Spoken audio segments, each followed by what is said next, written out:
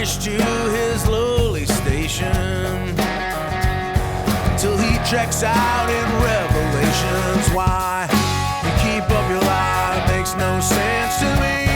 They made me a throne in heaven, and I picked hell for the company. Why? Hi, I'm Vickie Morgan, and today we're at the Green Hand bookstore with Michelle Souliere, and we just wanted to find out what is this little hidden treasure on Converse Street in Portland. Hi, Michelle. Hi. How are you doing? Good. How Thanks are you, for being Vickie? with us. Oh, thank you. So, Michelle, can you tell us when you started? The Green Hand opened up in November of 2009, so it's been just over 5 years now. Why did you decide to open a used bookstore? Why not just get a franchise of one of the bigger chains? It's just not what I'm geared towards. I like going to new bookshops. There's something about new books that's very particular, but used books are my territory. I've been dealing in used books as a buyer and then as a seller for years, probably since I was a teenager. So, and there's so much more variety to the terrain. You're not limited to what the publishers think is hot right now. So and I'm way into variety. So this is a better place. So how do you keep track of everything that comes in here? I mean, do you know when someone brings in a book, do you know you've got 2 copies already? Mm-hmm. Yeah. So is it, do you have a catalog of it, or is it in your head?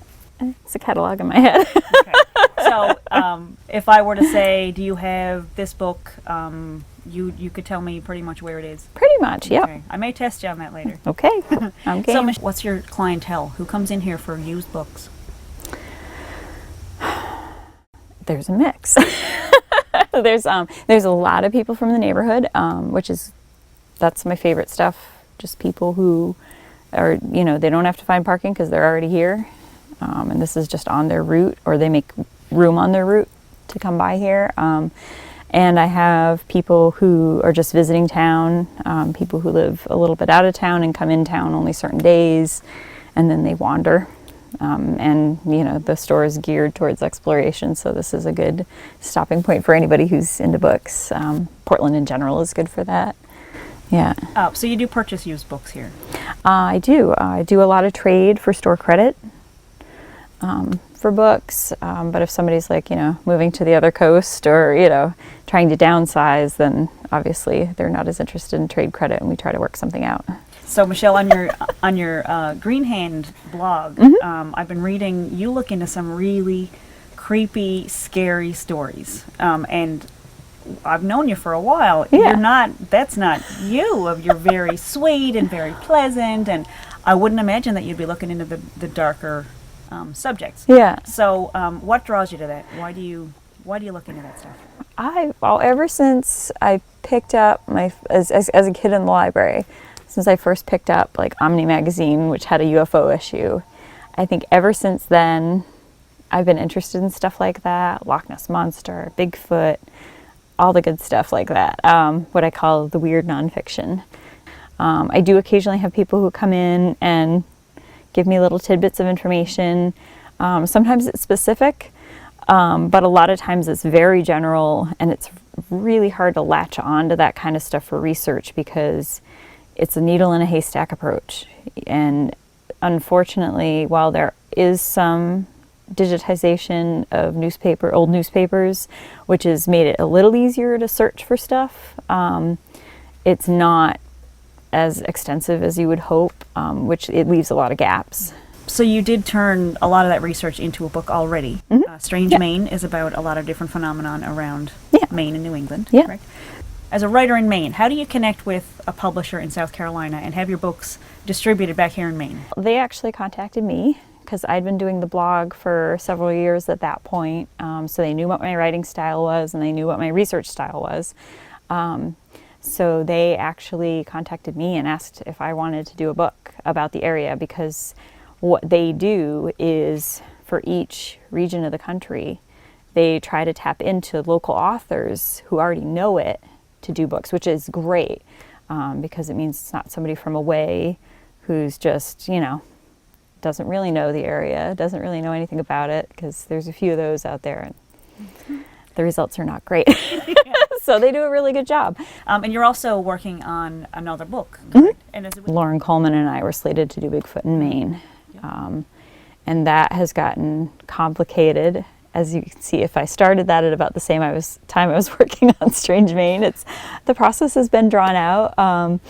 Life takes lots of twists and turns. Running a business has been hard. And then, adding to my schedule last year really threw things for a loop, and moving house in the middle of it.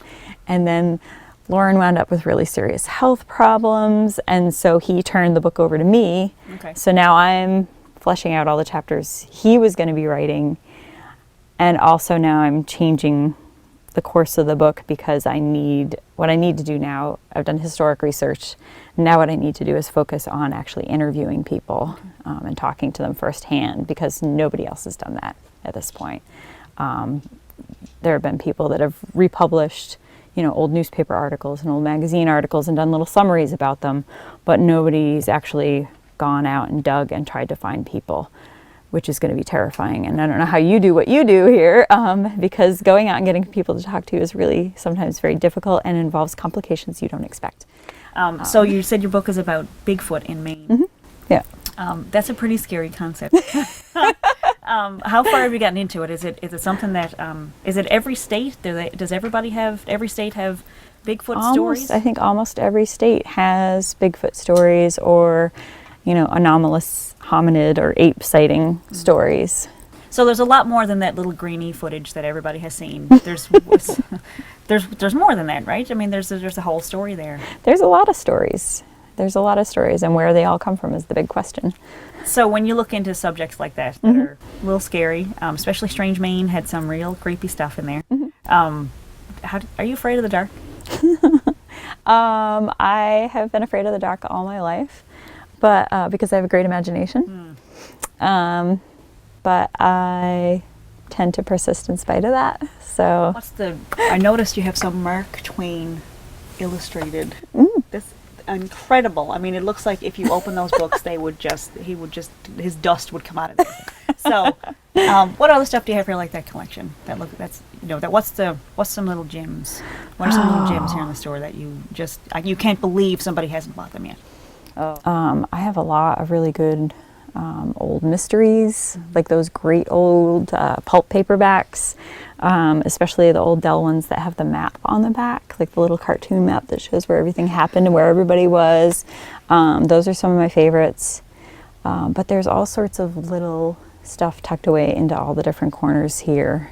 Little bits and pieces. And when you open up an older book, I mean, that crack when you hear it when a brand new book, but that smell when you open up an older book is just gorgeous. I mean, you can sense who's read it, how the writer felt when they wrote it. I mean, it's like a little piece of history in your hand. Yeah, I mean, this must absolutely. You must just get lost in here. So is there anything on your list that you would like to have somebody come in with that there's a certain collection or anything you want people to bring in? I have fantasies of someday stumbling across somebody's attic full of Arkham House books. That's my closet dream. People are strange when you're a stranger. Faces look ugly when you're alone. Women seem wicked when you're unwanted. Streets are uneven when you're down.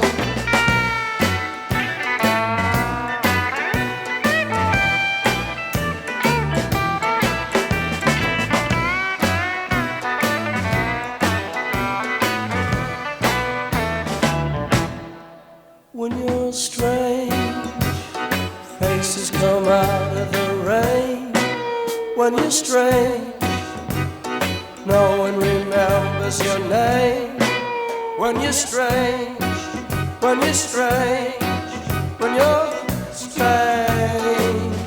Alright, yeah.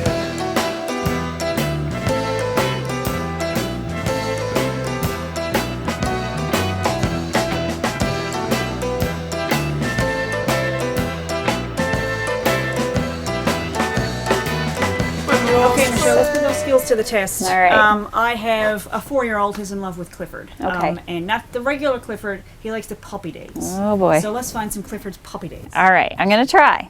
I know I have Clifford books. Puppy days. All right, I'm going to try.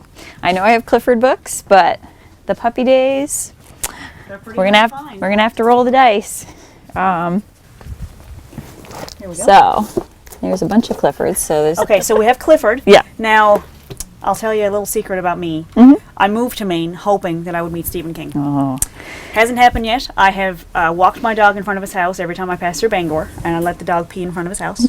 He will not come out and ask me to remove myself from his yard. And I figure even if I meet him in court during the restraining order hearing, then at least I would get to meet him. Right. But he won't bite. Apparently I'm harmless as a stalker. So, Stephen King. Stephen books, King, maybe right five. this way. Would you like hardcovers or paperbacks? Anything. All right. Anything. So, let's do paperbacks. So, tucked over here is our horror paperback section. So, Michelle, if you had a favorite Stephen King, you're a fan, right? Yes. What's your favorite Stephen King? Well, I think Salem's Lot is one of my very favorite.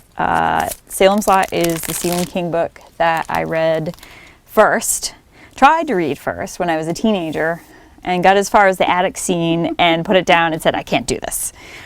So after I tried to read Salem's Lot for the first time, I didn't pick Stephen King up again for a couple of decades. So I'm still catching up. But Salem's Lot, when I finally reread it, I love this book. The Shining, for sure. I like his short stories, but the novels are what really grab me. And my newest favorite is Bag of Bones, which I thought I had not heard anything major about. And then I was going up to Bangor for some training. I was going to get stuck in a hotel for a few days, and I was like, well, I should bring one of his Derry books, because Derry is, in most cases, kind of parallel with Bangor. And I picked Bag of Bones, and it was awesome. And it had a few moments of just, just so good. Like, now I'm going to watch something stupid on cable TV to flush that out of my brain before I go to bed, because I'm in a strange place and it's dark. But I hear you. And hold on. But yeah, Bag of Bones is definitely a new. Mine, I'd have to say. Yeah. Okay. Eyes of the Dragon. Eyes of the Dragon. And I read this when I was a teenager. Scared the crap out of me, but I couldn't put it down. I had to know what was going to happen. And I read the other day that he wrote this for his daughter because she doesn't like horror. Oh. And he said, okay, if you don't like horror, what do you like? And she said dragons. So her dad. Eyes of the Dragon. He's That's great. Nice. He sounds nice. Doesn't he sound like someone you want to meet and be friends with, have over to dinner, go to his house? So this was my favorite. And to find out that he wrote it with his little girl, I mean, I don't know how young she was, but that he wrote it for her was just like, oh, that makes sense. It scared the crap out of me. So maybe he doesn't really like her that much. I don't know. But it was... Anyway. Sometimes you just can't stop writing spooky. He said it works for him, and I've read his book on writing, and you're waiting for that, like, there's something dark in his history or something, and he's just brilliant. There's writers are... He's a great storyteller. Down, and they put it out there to scare the crap out of people, or whatever they want to share, their art. You find your art, and you just want to put it out there, right? But thanks so much for this. Oh, you're very welcome. Thanks so much for keeping these books. I mean, this is not what you see on a Kindle. Well, this is the other reason I do use books, is there's a lot of stuff that goes out of print because the publishing industry is fickle. But the books are still out there and people should be able to find them. So. Yeah. And I mean, this is a place that I can bring my kids. I want them to grow up knowing that this is how a book smells when you open it. This is what a book is supposed to look like with the dog ears because someone stayed up all night, turn the pages. And carried it everywhere with them. Oh, exactly. And to read it whenever they had a moment. Thanks so much for keeping this going and sharing your art and for talking to us. And you're very welcome. Thanks so much. Thank you.